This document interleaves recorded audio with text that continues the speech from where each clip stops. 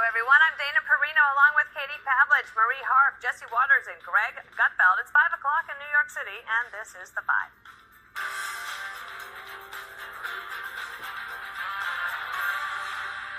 The Democrats who really want Joe Biden to go away, well, they might want to buckle up because we're getting another brutal bombshell about the cover-up of former President Biden's mental decline.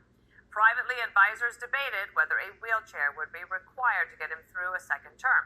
The president's doctor privately said that if he had another bad fall, a wheelchair might be necessary, and quipped that Biden's staff members were trying to kill him while he was trying to keep him alive.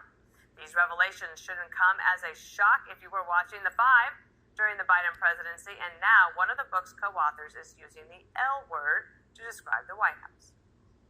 Alex Thompson and I were on the case, as were lots of other reporters, trying to figure out what was going on behind the scenes. But the bottom line is the White House was lying, not only to the press, not only to the public, but they were lying to members of their own cabinet. There are critics, however, that are pointing this out. The TAPPER's record on the subject isn't exactly... That happens to you. Is it really upsetting? It is. How dare they? And then George Clooney said, all right, I'm going to write the op-ed that does him in. Did him in. Barack, remember, told him to write the op-ed. Yeah. Clooney doesn't do anything. That was Denzel Washington. Denzel. He's the black actor, right? Yes. Okay, good. So, wheelchairs, there's nothing wrong with wheelchairs. No. I use them all the time at the airport. You don't even have to have a doctor's note. You could just say you're late, and they'll wheel you around. You give them $20. It's fine. We were just talking about what we would have called Joe if he was in a wheelchair. Asleep at the wheel. You would have been. Were talking about it. Yes. Yeah, it was just me, wasn't it? So I want to just talk to the people that don't watch us. How would I do that if they're watching us? But let me put it differently. Do you like to time travel? Do you like to see the future? Well, I have something in store for you. You can just watch Fox, and you don't have to buy books from CNN. Okay? You'll know the future by watching us. That's how this goes. Now, Jake, this is what the media is doing. I wasn't a part of the cover-up.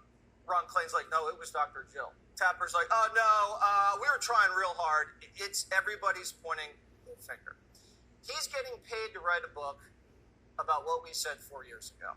And we had Rand Paul on last night. And Rand Paul was against tariffs. He was against the Muslim plane and the drug prices. And that's fine, because at this company, you can say whatever you want if it's your opinion.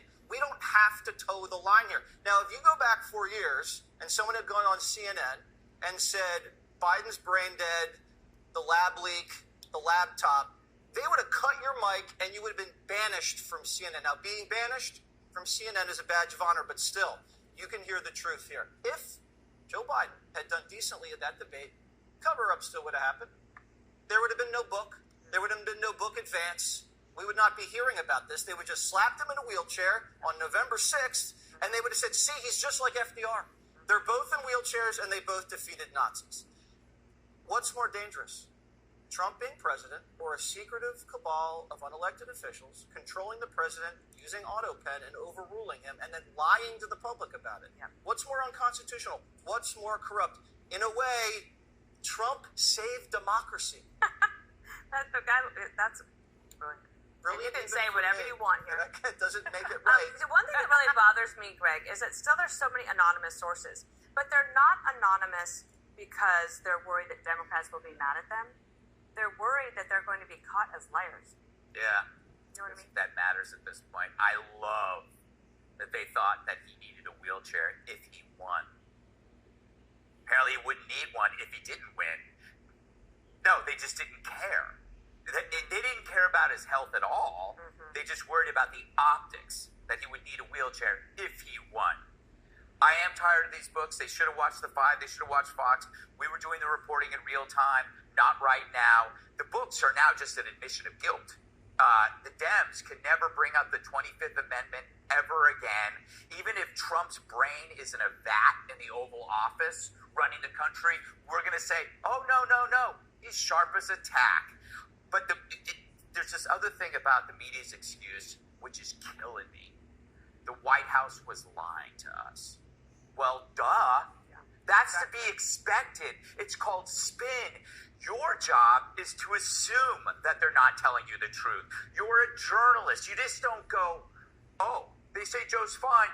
Nothing to see here. I mean, you should offer a little bit more resistance, than Facebook asking if you're 18. That's how bad it is. So it's not about the media. It's not about Joe's condition at all. Nobody cares at this point. It's the media's condition. There are two diagnoses. One, you're the dumbest, most incompetent generation of journalists ever on the planet. Or two, you deliberately covered up Joe's dramatic decline because you're biased. That is all you have. There's no in between. I would say, if I were them, I would come clean and go, you know what? We knew Biden was a mess. It was obvious. But as Democrats, we preferred him over this existential threat known as Donald Trump. And they had called him Hitler, which meant anytime they criticized Biden, they would get grief for helping Hitler.